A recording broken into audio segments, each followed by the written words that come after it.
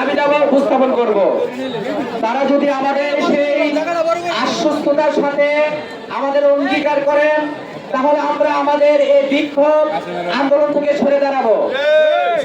অথবা আমি বলতে চাই, যারা এই ঘটনার সাথে সরাসরি যদি জড়িত, 24 ঘন্টার মধ্যে তাদেরকে আমরা আইনের হেফাজতে দেখতে চাই। এটি হচ্ছে আমাদের প্রথম দাবি। আমাদের প্রথম দাবি আবারও আমি প্রশাসনকে জানিয়ে দিতে চাই, 24 ঘন্টার মধ্যে আমরা জড়িতদের আইনের হেফাজতে দেখতে চাই। দ্বিতীয় দাবি হচ্ছে, যারা এই ঘটনা প্রত্যক্ষভাবে জড়িয়ে হোমনাকে কলঙ্কিত করেছে, তাদের সর্বোচ্চ সাজে মৃত্যুদণ্ড দাবি করছি। তাদের যদি মৃত্যুদণ্ড দেওয়া না হয়, আইনের কোন ফাঁক থেকে তারা বেরিয়ে আসে, তাদের জন্য আবার আমরা আন্দোলন করব।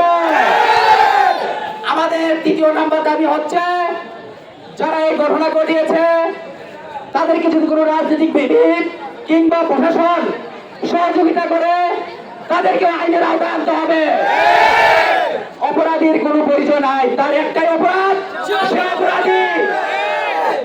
আমাদের 4 নম্বর দাবি হচ্ছে, যে ভিকটিম, তার পরিবার, তাকে সহ তার আত্মীয় স্বজন সকলকে সর্বোচ্চ নিরাপত্তা দিতে হবে। আমরা বিগত দিনে দেখেছি, আইনের বাদী হওয়ার পর তাকে হুমকি ধমকি দিয়ে তা থেকে সরিয়ে আনার জন্য সর্বোচ্চ শক্তি প্রয়োগ করা হয়। আমরা যদি এই ঘটনার ক্ষেত্রে সেই ঘটনার পুনরাবৃত্তি দেখি, তাহলে আমরা কিন্তু এর থেকে দ্বিগুণ গতিতে আবার আন্দোলনে নামবো ইনশাআল্লাহ। আমরা প্রশাসন থেকে সে আশ্বস্ততা চাই।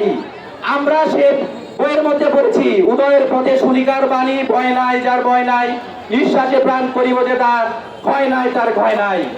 সম্মানিত আন্দোলনকারী ভাই ও বোনেরা, আমরা যদি আমাদের বনে ন্যায্য বিচার না পাই, আমরা 5ই আগস্ট সে থানার প্রত্যেক দিক রক্ষা করার জন্য সর্বোচ্চ চেষ্টা করেছি। আমরা যদি আমাদের বনের বিচার না পাই, আমরা সেই প্রত্যেকটা করে নিয়ে যাবো ইনশাআল্লাহ। আমরা হোমনাবাসী কখনো অন্যায়কে প্রশ্রয় দেই নাই, আর ভবিষ্যতে দিব না। প্রশাসনকে সুন্দরভাবে জানিয়ে দিতে চাই, আপনারা হোমনা সম্পর্কে তার পূর্ব ইতিহাস জানবেন। হোমনার মানুষ কতটা শান্তপ্রিয় ভদ্র মানুষ। আমাদের বোনেরা নির্বিঘ্নে নিরাপদে স্কুল কলেজে প্রাইমারি আসা যাওয়া করবে। তাদেরকে যদি কেউ কোনো কারণে ইফতিজি করে কিংবা উশৃঙ্খলার সাথে তাদেরকে বাধা বিপত্তি দেয়, তার জন্য আপনারা সর্বোচ্চ আইনের প্রয়োগ করবেন। আমরা সেই আইন দেখতে চাই না ভাই। নিয়ে আসলেন, তাকে কেউ আবার নিয়ে গেল, আমরা সেই আইন পুনরাবৃত্তি দেখতে চাই না। আমরা সেই আইনের এমন আইন দেখতে চাই, যারা নগণ্য কাজ করার পরে তাদের সাথে জঘন্য পরিমাণ আইনের প্রয়োগ করা হবে।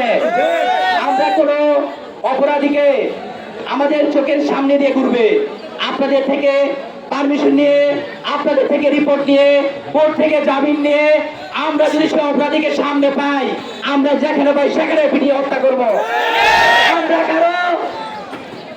আমরা কারো দাঁড়াদারি হতে চাই না। আমরা আইন যদি নিজের হাতে বাধ্য করতে দেখতে চান, আমরা কি পরিমাণে আইন নিজের হাতে তুলে নিতে পারি সেটা আপনারা কল্পনা করতে পারবেন না। আমাদের একটাই দাবি, আমাদের বোনের যে তার সাথে যে ন্যাক্কারজনক ঘটনা করেছে, তার সুন্দর সর্বোচ্চ পরিমাণ বিচার চাই, তার সর্বোচ্চ পরিমাণ বিচার চাই। আমরা সেই যে মূল আসামি এবং তার সাথে সহযোগিতা যারা আছে তাদের ফাঁসি চাই। আমরা আমাদের এই 4 দফা দাবি প্রশাসনের কাছে উপস্থাপন করছি। তারা আমাদের কি আশ্বস্ততা করে, আমরা তাদের সাথে কথা বলবো। সকলকে অসংখ্য ধন্যবাদ জানিয়ে, যারা কালকে থেকে আমাদেরকে অক্লান্ত পরিশ্রম দিয়ে বিভিন্ন স্কুল কলেজের বিভিন্ন ইউনিয়ন থেকে ওয়ার্ড থেকে আগত সকল আন্দোলনকারীদেরকে অসংখ্য ধন্যবাদ জানাচ্ছি, অসংখ্য ধন্যবাদ জানাচ্ছি, অসংখ্য ধন্যবাদ জানাচ্ছি। আবারও দেখা হবে ইনশাআল্লাহ অন্যায়ের বিরুদ্ধে, আবারও রাজপথে। আমরা এর মধ্যে আমাদের থানার যে নির্বাহী কর্মকর্তা আছেন, ওসি মহোদয়ের সাথে আমরা আমাদের দাবি দেওয়ার বিষয়টি আমরা জানতে চাই। আমরা